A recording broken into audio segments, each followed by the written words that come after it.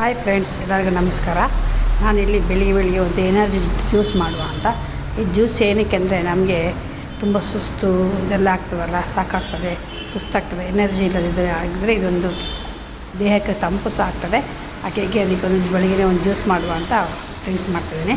ಇದಕ್ಕೆ ಒಂದು 4 ಅಂಜೂರ, ಬಾದಾಮು, ಒಣ ದ್ರಾಕ್ಷಿಯಲ್ಲಿ ಕಪ್ಪು ದ್ರಾಕ್ಷಿ ಮತ್ತು ಗ್ರೇ ದ್ರಾಕ್ಷಿ ಮತ್ತು ಬಾದಾಮಿ, ಗೋಡಂಬಿ ಇದನ್ನೆಲ್ಲ ಹಾಕಿ ಚೆಂದ ಮಾಡಿ ತೊಳೆದು ನೆನೆಸಿ ತೊಳಿಬೇಕು 1-2 ಸಲ. ಯಾಕೆಂದರೆ ಅಂಜೂರ ಚೆಂದ ಮಾಡಿ ತೊಳಿಬೇಕು, ಅದು ತುಂಬ ಒಣಗಿಸುವಾಗೆಲ್ಲ ಡಸ್ಟ್ ಆಗಿರುತ್ತೆ. ತೊಳೆದಿಟ್ಟು ನೋಡಿ, ಇದನ್ನು ತೊಳೆದಿಟ್ಟು ಒಣಗಿದ ನಂತರ ಅದು ನೆನೆದ ನಂತರ ಅದನ್ನು ತೆಗೆದು ಮಿಕ್ಸಿಗೆ ಹಾಕ್ಕೊಳ್ಳುವ.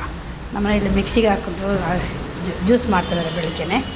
ಇದನ್ನು ಮಿಕ್ಸಿ ಮಾಡಿ ಜ್ಯೂಸ್ ಮಾಡಿ ಅದು ತೊಳೆದಿಟ್ಟ ನೀರು ಸಹ ಹಾಕ್ಕೊಳ್ಬೇಕು. ಯಾಕೆಂದರೆ ಅದರಲ್ಲಿ ಇರ್ತದೆ ಸತ್ವ, ನಾವೆಲ್ಲ ಇಟ್ಟದೆಲ್ಲ ಸತ್ವ ಇರ್ತದೆ ಅದರಲ್ಲಿ.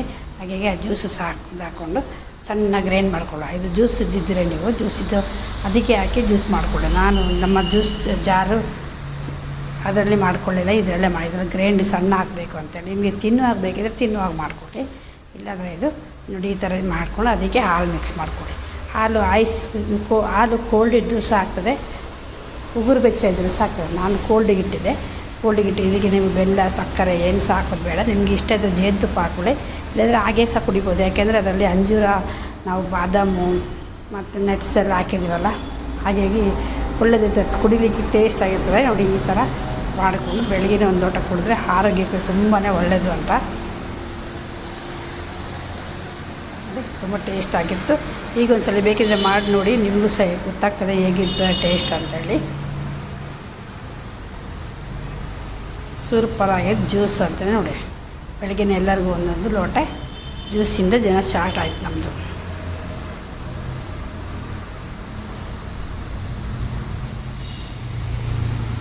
ಸೂಪರಾಗಿದ್ದಂತೆ ನೋಡಿದ್ರಲ್ಲ.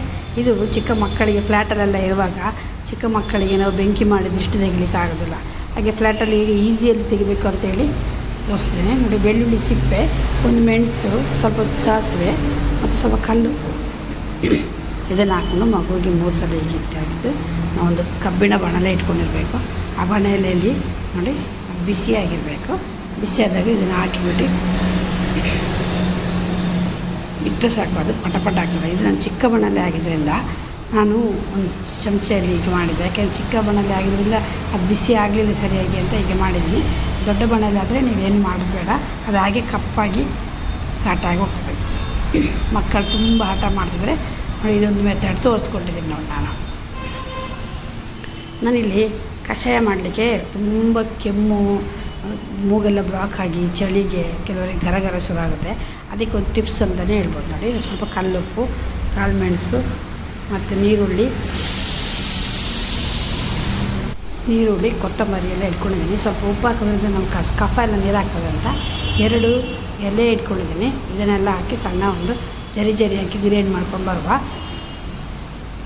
ಇದು ಫೈನ್ ಪೇಸ್ಟ್ ಬೇಡ, ಈಗ ಜರಿ ಆದರೆ ಸಾಕು. ತರಿಯಾಗಿ ತರ್ಕೊಂಬರ್ಬೇಕು. ಇಲ್ಲಿ 2 ಲೋಟ ನೀರಿಟ್ಟಿದ್ದೀನಿ ನಾನು. 2 ಲೋಟ ನೀರಿಗೆ ನಾವು 2 ಎಲೆ ಉಂಟಲ್ಲ, 2 ಎಲೆ ಹಾಕಿ ಸಣ್ಣ ಮಾಡಿ ಕುದಿಸ್ಬೇಕು. ಅದರೊಟ್ಟಿಗೆ ನಾವು ಒಂದು ತುಂಡು ಕಲ್ಲು ಸಕ್ಕರೆ ಹಾಕಬೇಕು. ನಿಮಗೆ ಬೇಕಿದ್ದರೆ ಬೆಲ್ಲ ಹಾಕ್ಕೊಳ್ಳಿ, ಸಕ್ಕರೆ ಹಾಕ್ಕೊಳ್ಳಿ.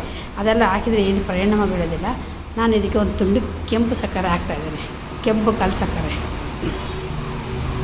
ನೋಡಿ. ಕೆಂಪು ಕಲ್ಲು ಸಕ್ಕರೆ ಹಾಕಿದರೆ ಇದು ಕಫ ನೀರಾಗಲಿಕ್ಕೆ ಒಳ್ಳೆಯದಾಗ್ತದೆ. ಮಕ್ಕಳಿಗೆ ಸಹ ಕೊಡ್ಬೋದು, ಚಿಕ್ಕ ಮಕ್ಕಳಿಗೆ, ದೊಡ್ಡವರಿಗೆ ಸಹ ಕೊಡ್ಬೋದು. ಅಂದರೆ ತುಂಬ ಚಿಕ್ಕ ಮಕ್ಕಳಿಗೆ ಕೊಡಬೇಡಿ. ಇದನ್ನು ಚೆಂದ ಮಾಡಿ ಕುದಿಸುವಾಗ ಸ್ಟ್ರಾಂಗ್ ಆಗಿರ್ತದೆ. ಕಫ ಎಲ್ಲ ನೀರಾಗುವಾಗೆ ಒಂದು ಕಷಾಯ ನೋಡಿ. ಇದು ರಾತ್ರಿ ನಾವು ಮಲಗುವಾಗ, ಊಟ ಎಲ್ಲ ಆಗಿ ಮಲಗುವಾಗ ಇದನ್ನು ಕುಡಿಬೇಕು ನೋಡಿ. ಇಷ್ಟು ಒಳ್ಳೆಯದೇ, ದಪ್ಪಾಗಿ ಒಳ್ಳೆಯದಾಗಿದೆ. ಎಷ್ಟೇ ಕಫ ಇದ್ದರೂ ಸಹ ಕಫ ನೀರಾಗ್ತದೆ. ನಿಮಗೆ ಬೇಕಿದ್ದು ಸ್ವಲ್ಪ ಓಮ ಹಾಕ್ಕೊಂಡು ಸಾಕ್ತದೆ. ಯಾಕೆಂದರೆ ಓಮ ನಾನು ಹಾಕಲಿಲ್ಲ, ತುಂಬ ಹೀಟ್ ಆಗ್ತದೆ. ಹೀಟ್ ಆದರೆ ಅಕಸ್ಮಾತ್ ಅಂತ ಇದಕ್ಕೆ ಹೀಟ್ ಆಗಿರುತ್ತೆ ಅಂತ ಹಾಕಲಿಲ್ಲ. ಮತ್ತು 4 ಜನ ಕುಡಿಯೋಷ್ಟು ಮಾಡಿದ್ದೀನಿ. 2 ಲೋಟ ಮಾಡಿದರೆ ಸಾಕು. ಒಬ್ಬೊಬ್ಬರಿಗೆ ಅರ್ಧ ಲೋಟಕ್ಕೆ ಆಗ್ತದೆ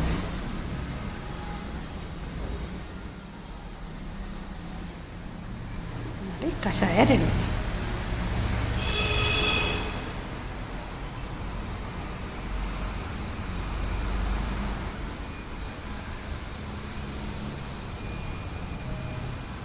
ಒಳ್ಳೆಯ ಒಂದು ಕಷಾಯ.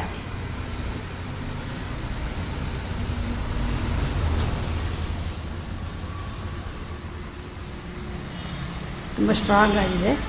ಇದು ಅರ್ಧ ಲೋಟ ಕುಡಿದ್ರೆ ಸಾಕು. ಅರ್ಧ ಲೋಟಕ್ಕಿಂತ ಕಮ್ಮಿ ಕುಡಿದ್ರೆ ಪ್ರಯೋಜನ ಉಂಟು. ಅರ್ಧ ಲೋಟ ಕುಡಿದ್ರೆ ಸಾಕಾಗ್ತದೆ. ಇದರಿಂದ ಇಲ್ಲಿದೆ. ಇದು ಸೋಮವಾರದ ಸಂಚಿಕೆ ದಿನಚರಿ. ನಾವು ಬರುವಾಗ 7 ಗಂಟೆ ಆಗಿತ್ತು. 7 ಗಂಟೆ ಬರುವಾಗ ನನಗೆ ಮೀನು ಕ್ಲೀನ್ ಮಾಡಿ ಅದಕ್ಕೊಂದು ಮಸಾಲೆ ಹಾಕ್ಕೊಡ್ತೀನಿ ಅಂತ ಮೀನು ಕ್ಲೀನ್ ಮಾಡ್ತಿದ್ದೆ. ಮೀನು ಕ್ಲೀನ್ ಮಾಡಿ ತಂದಿದ್ದಾರೆ. ಅದನ್ನು ತೊಳೆದು ಸ್ವಲ್ಪ ಮಸಾಲೆ ಹಾಕ್ಕೊಡ್ಲಿಕ್ಕೆ ಹೊರಟಿದ್ದಾರೆ ನಮ್ಮ ಮನೆಯಲ್ಲಿ. ನೋಡಿ ಮಸಾಲೆ ಹಾಕ್ತಿದ್ದಾರೆ. ಅದಕ್ಕೆ ನಾನು ಅದನ್ನು ಫ್ರೈ ಮಾಡುವ, ನಂಗೆ ಮೀನು ಫ್ರೈ ಮಾಡುವ ಅಂತೇಳಿ ನಾನು ಅದನ್ನು ಹೀರೆಕಾಯಿ ಮತ್ತು ರಾಜ್ಮಾ ಹಾಕಿ ಪದಾರ್ಥ ಮಾಡಿದ್ರೆ ಹೀರೆಕಾಯಿ ಎಲ್ಲ ಕಟ್ ಮಾಡ್ತಿದ್ದೇನೆ. ಈ ಹೀರೆಕಾಯಿ ಸಿಪ್ಪೆಯಲ್ಲಿ ನಾವು ಚಟ್ನಿ ಸಹ ಮಾಡಿದ್ರೆ ಒಳ್ಳೆಯದಾಗ್ತದೆ. ನನಗೆ ಪುರ್ಸೊತ್ತಿರೋದ ಕಾರಣ ಎಲ್ಲ ಬಿಸಾಡ್ತಾ ಇದ್ದೀನಿ. ಹೀರೆಕಾಯಿ ಚಟ್ನಿ ತುಂಬ ಟೇಸ್ಟ್ ಆಗ್ತದೆ. ಅದಕ್ಕೆ ಹೀರೆಕಾಯಿ ಸಾಂಬಾರು ಮಾಡಿ ಎಲ್ಲ ರೆಡಿ ಮಾಡಬೇಕು ಅಂತ ಹೀರೆಕಾಯಿ ಎಲ್ಲ ಕಟ್ ಮಾಡಿ ಸಾಮಾನು ತೆಗೆದು ಸಾಂಬಾರಿಗೆ ರೆಡಿ ಮಾಡುವ ಅಂತ ರೆಡಿ ಮಾಡ್ತಾಯಿದ್ದೀನಿ. ಏನು ಗೊತ್ತು ಫ್ರೆಂಡ್ಸ್, ಕೆಲಸಕ್ಕೆ ಹೋಗಿ ಬಂದ ನಂತರ ಮನೆಯಲ್ಲಿ ಒಂದು ಕೆಲಸ ಮಾಡೋದು ಅಂತ ಹೇಳಿದ್ರೆ ತುಂಬ ತಲೆ ಬಿಸಿ ಆಗ್ತದೆ. ಎಂತ ಮಾಡೋದು, ಮಾಡಲೇಬೇಕಲ್ಲ, ಹಾಗೆ ಹೀಗೆಲ್ಲ ರೆಡಿ ಮಾಡ್ಕೊಳ್ಳೋದು. ಅದರ ಸಹ ಒಂದು ಏನಂದರೆ ಅಪ್ಪ ಮಕ್ಕಳೆಲ್ಲ ನನಗೆ ಹೆಲ್ಪ್ ಮಾಡ್ತಾರೆ. ಮೀನು ಕಟ್ ಮಾಡಿಕೊಡೋದು, ಮೀನು ಫ್ರೈ ಮಾಡಿಕೊಡೋದು. ನನ್ನ ವೀಡಿಯೋದಲ್ಲಿ ನೀವು ನೋಡೇ ಇದ್ದೀರ ಅಪ್ಪ ಮಕ್ಕಳು ಎಷ್ಟು ಕೆಲಸ ಮಾಡ್ತಾರೆ ಅಂತೇಳಿ. ಎಲ್ಲ ಕೆಲಸ ಮಾಡ್ಕೊಳ್ಳಿಕ್ಕೆ ತುಂಬ ಹೆಲ್ಪ್ ಮಾಡ್ತಾರೆ ಅಂತಲೇ ಹೇಳ್ಬೋದು. ಅವರೆಲ್ಲ ಮೀನಿನ ಸಾಂಬಾರಿಗೆ ಫ್ರೈಗೆಲ್ಲ ರೆಡಿ ಮಾಡಿ ಕೊಟ್ಟರು. ರೆಡಿ ಮಾಡಿ ಎಲ್ಲ ಮಸಾಲೆ ಹಾಕಿ ಇಟ್ಕೊಟ್ಟ ನಂತರ ಮಗ ಬಂದು ಎಲ್ಲ ಫ್ರೈ ಮಾಡಿ ಕೊಟ್ಟ. ಅದನ್ನು ನಾವು 4 ಜನ ಕೆಲಸ ಮಾಡೋದ್ರಿಂದ ನಮಗೊಂದು ಅಷ್ಟು ಗೊತ್ತಾಗೋದಿಲ್ಲ. ನೋಡಿ ಮಸಾಲೆಗೆಲ್ಲ ರೆಡಿ ಮಾಡಿ ಕೊಡ್ತಾರೆ.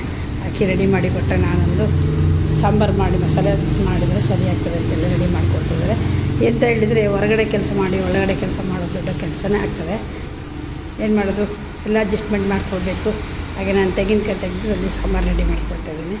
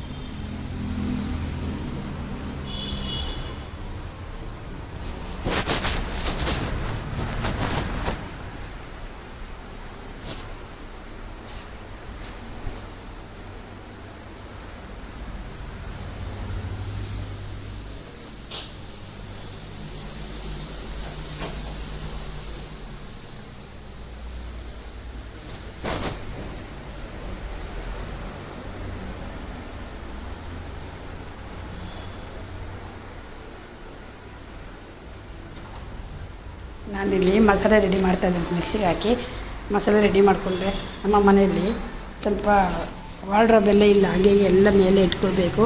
ಹಾಗಾಗಿ ಮನೆ ಎಲ್ಲ ಅಷ್ಟಾಗಿ ನಾವು ಇದು ಮಾಡಲಿಕ್ಕೆ ಚೆನ್ನಾಗಿ ಕಾಣೋದಿಲ್ಲ. ಮನೆ ಮಾತ್ರ ದೊಡ್ಡದು.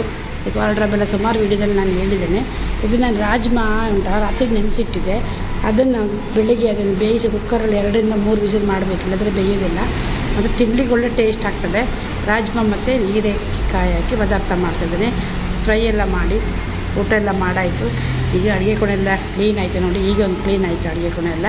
ಹಾಲೆಲ್ಲ ಬಿಸಿ ಮಾಡಿ ಪಾತ್ರೆ ಎಲ್ಲ ತೊಳೆದಿಟ್ಟು ಗ್ಯಾಸೆಲ್ಲ ಒರೆಸಿ ಮಲಗುವಾಗ ಉಂಟಲ್ಲ ಗಂಟೆ 10:30 ಆಗ್ತದೆ. 10:30 ತನಕ ಒಂದು ಕೆಲಸ ಅಡುಗೆ ಕೋಣೆಯಲ್ಲಿ ಫುಲ್ ಕೆಲಸ. ಗ್ಯಾಸೆಲ್ಲ ಒರೆಸಿಟ್ಟು ಕ್ಲೀನ್ ಮಾಡಿ ಚೊಕ್ಕ ಮಾಡಿಟ್ಟು ಮಲಗುವಾಗ ಗಂಟೆ ಹಾಗೆ ಹಿಡಿದಾಗೆ 10:30 10:45 ಆಗ್ತದೆ. ಈಗಿತ್ತು ನಮ್ಮ ದಿನಚರಿ. ಈಗ ನಾನು ಈಗ ಶಾರ್ಟ್ಸ್ ಎಲ್ಲ ವೀಡಿಯೋ ಹಾಕ್ತಿದ್ದೀನಿ. ಎಲ್ಲ ನೋಡಿ ನನಗೆ ಸಪೋರ್ಟ್ ಮಾಡಿ. ಮತ್ತು ಸಬ್ಸ್ಕ್ರೈಬ್ ಮಾಡಿದ್ರೆ ಸಬ್ಸ್ಕ್ರೈಬ್ ಮಾಡಿ. ಎಲ್ಲರೂ ವೀಡಿಯೋ ನೋಡಿದ್ದಕ್ಕಾಗಿ ಧನ್ಯವಾದಗಳು. ಇನ್ನೊಂದು ವೀಡಿಯೋದಾಗಿ ಮತ್ತೆ ಬರ್ತೀನಿ. ನಮಸ್ಕಾರ ಫ್ರೆಂಡ್ಸ್. ಸಿಂಕೆಲ್ಲ ವಾಶ್ ಮಾಡುವಾಗ ಸಾಕಾಗೋಗ್ತದೆ. ಮತ್ತೆ ಎಲ್ಲ ವಾಶ್ ಮಾಡಿ ಮಲಗುವಾಗ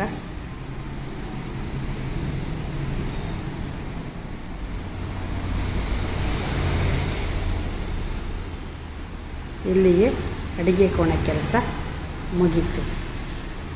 ಇಷ್ಟು ಕೆಲಸ ಆಯಿತು ನೋಡಿ. ಈಗ ನೋಡಿ ಅಡುಗೆ ಕೋಣೆ ನೋಡಿ ಈ ಥರ ಕಾಣ್ತಾ ಉಂಟು ಕ್ಲೀನಾಗಿ. ಇದಕ್ಕೆಲ್ಲ ಸ್ವಲ್ಪ ಶೋಕೇಶ್ ಮಾಡಿಸ್ಬೇಕು ಅಂತ ಇದ್ದೀನಿ. ಅದು ಯಾವಾಗ ಟೈಮ್ ಕುಡಿ ಬರ್ತದಂತ